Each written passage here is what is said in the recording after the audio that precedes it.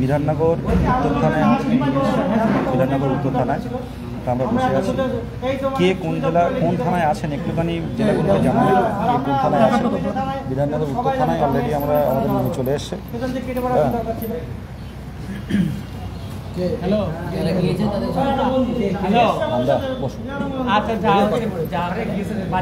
আমরা বিধাননগর উত্তর থানায় এসেছি।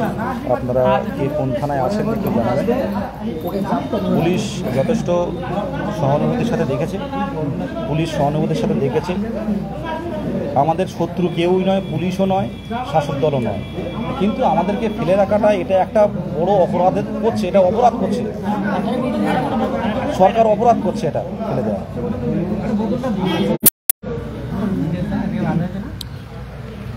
হ্যাঁ হ্যাঁ এইসব আছে থানায়, বিধাননগর উত্তর থানায় আছে।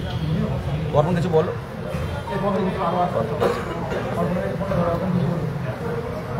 ফোন নিয়ে নেবে, ফোন নিয়ে নেবে।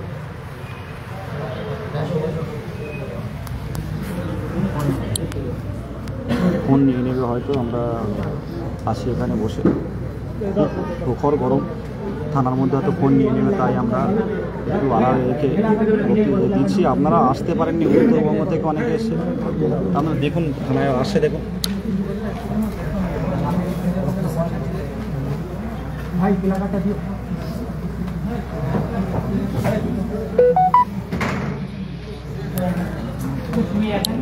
প্রত্যেকের উদ্দেশ্যে অনুরোধ যে দেখুন, নোটিশ আসবে কিন্তু আপনারা কিন্তু মুখ্যমন্ত্রীর দৃষ্টি আকর্ষণ করাতে পারছেন না। আজকে দেখতে পাচ্ছেন এত কম সংখ্যক কেন আসলো, এত কম সংখ্যক কেন আসলো। আপনারা দিকে দিকে ইন্টারভিউ প্র্যাকটিস করছেন, ঘুরতে যাচ্ছেন, ঈদের আনন্দে আপনারা আনন্দ করছেন, ঈদে ঘোরাফেরা করছেন। আর আমরা দেখুন এই প্রখর গরমে এই আমরা থানার মধ্যে আসলাম। প্রখর গরমে এলাম, দেখতে পাচ্ছেন অবস্থাগুলো। সকাল থেকে কিছু না খেয়ে শুধু আমাদের এই ইয়েটা এসে আমাদের তন্ময় একটা বিস্কুট আনলো ওর দোকান থেকে, ওর দোকান আছে, হ্যাঁ, সেই বিস্কুট খেয়ে কিন্তু আমরা আছি। কত সকালে বেরিয়েছি। আপনাদের করজোড়ে নিবেদন, আপনারা যেখানে থাকেন আপনারা এই 22টি ঐক্যমঞ্চের সাথে যুক্ত হন এবং বিভিন্ন আন্দোলন কর্মসূচিতে অংশগ্রহণ করুন, নাহলে এরপরে কোনো কিন্তু উপায় থাকবে না আমাদের। শুনুন, ফেসবুকে বিপ্লব করে কোনো লাভ হবে না। ফেসবুকে যারা কমেন্ট করে আমি অনেকে দেখতে পাচ্ছি, যারা কিন্তু রাজপথে আসে না। এভাবে হয়তো শিক্ষক হতে পারবেন, কিন্তু প্রকৃত শিক্ষক আপনারা হতে পারবেন না। হয়তো স্যালারি ঢুকবে, কিন্তু শান্তি পাবেন না। রাজপথে আসুন, আমি বারবার বলছি যে এখানে আমাদের বঞ্চনার বিরুদ্ধে লড়াই, অধিকার ছিনিয়ে নেওয়া লড়াই। এখানে কোনো শত্রু মিত্র নয়, কোনো রাজনৈতিক কোনো ইস্যু নয়। এটা আমরা ছাত্ররা আসছি, রাজনৈতিক কোনো ইস্যু নয়, রাজনৈতিক কোনো লিডার নয়। সেক্ষেত্রে ভয়েরও কোনো জায়গা নেই।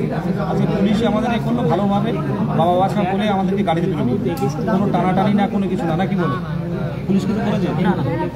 পুলিশ আমাদের সাথে যথেষ্ট সহযোগিতা করেছে, ভালো ব্যবহার করেছে।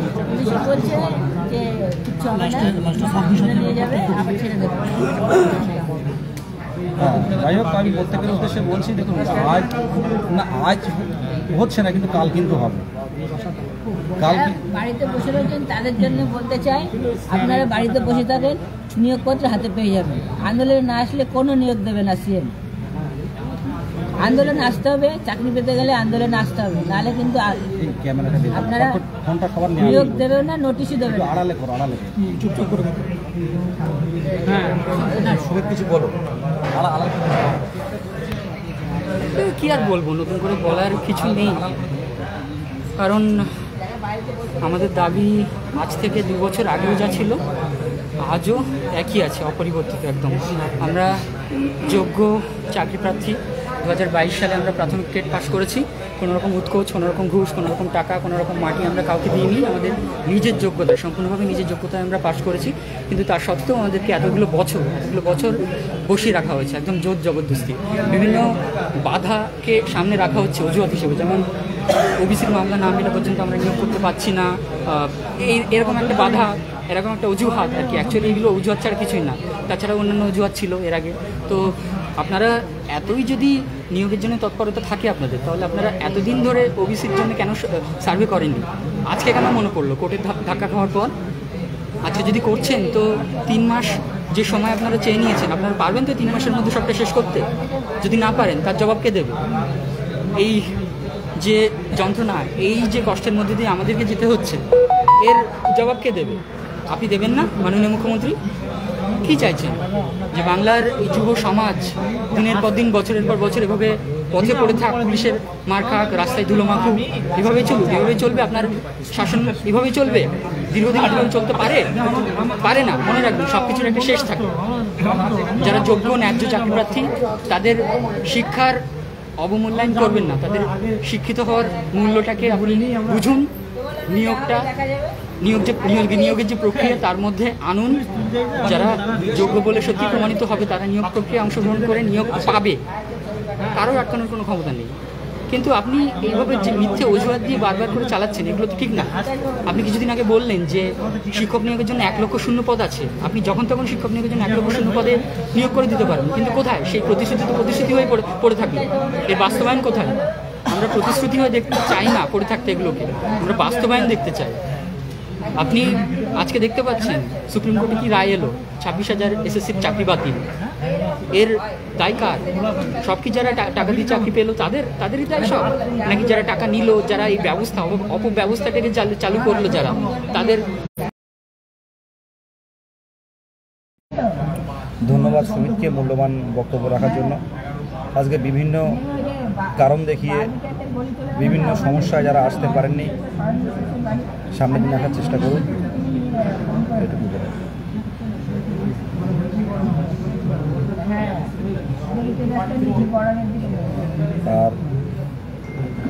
আর ইন্দ্রজিৎ প্রত্যেকে কমেন্ট শেয়ার করুন। যত শেয়ার কমেন্ট করবেন, আজকে সোশ্যাল মিডিয়াতে কিন্তু সবাই কম বেশি আছেন, শেয়ার কমেন্ট করলে ট্যাগ করুন, মাননীয় মুখ্যমন্ত্রীকে ট্যাগ করুন। আপনারা 71 জন লাইভ দেখছেন, 71 জন ট্যাগ করুন না মুখ্যমন্ত্রীকে, @ দিয়ে মুখ্যমন্ত্রীর নাম লিখুন, মাননীয় মুখ্যমন্ত্রীর নাম লিখুন।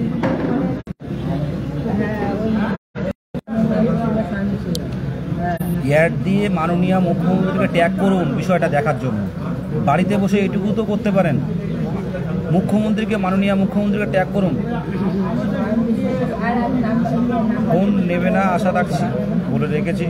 যাই হোক, দিয়ে আপনারা মুখ্যমন্ত্রীকে ট্যাগ করুন, @ দিয়ে মাননীয় মুখ্যমন্ত্রীর নাম লিখুন, যে আমাদের বিষয়টা ভাবুন, সকলকে নিয়োগ দিন, তাহলে ওবিসি সমস্যাটা কোনো সমস্যায় মনে হবে। মাননীয় মুখ্যমন্ত্রীকে ট্যাগ করুন প্রত্যেকে, একদম। Shrabani Majumdar, thank you.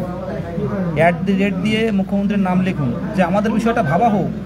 আমরা কোনো রাজনৈতিক দলের নয়, আমরা যোগ্য হবু শিক্ষক, পরীক্ষায় পাশ করেছি, পরীক্ষায় পাশ না করলে ব্যাপারটা আলাদা ছিল।